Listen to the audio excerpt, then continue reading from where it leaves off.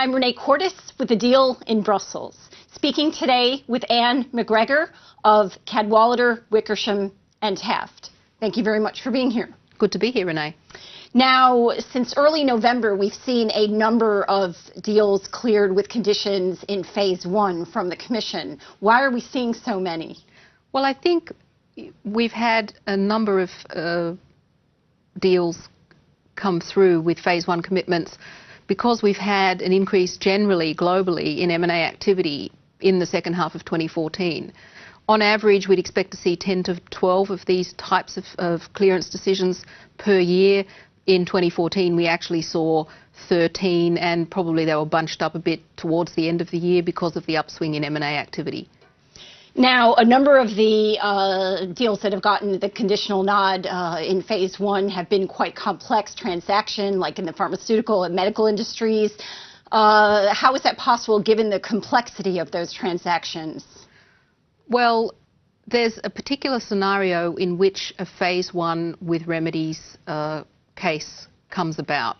And typically it's in industries where markets are already quite well defined, where we have a lot of precedent of deals in that space, and where there's good data available so that you can easily assess where you're going to have overlaps, and there is a structural divestment remedy that's possible and relatively obvious. Now, during a merger review, how much guidance does the Commission case team give on remedies? Well, I think it's important to understand that the Commission can't unilaterally impose a remedy in the merger process. It's up to the companies to put the remedies forward? It's up to the companies to put a suggested remedy forward, which the Commission will then market test.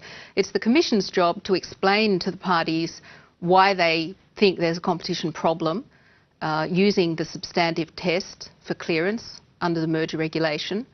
And in a phase one situation where the parties have to submit their remedies proposal by working day 20, typically they're only learning from the Commission in about week 3 in a verbal state of play meeting where the Commission perceives the problems to be. Now, how early in the process can companies put forward a remedies proposal? Once the deal is notified or even well before that?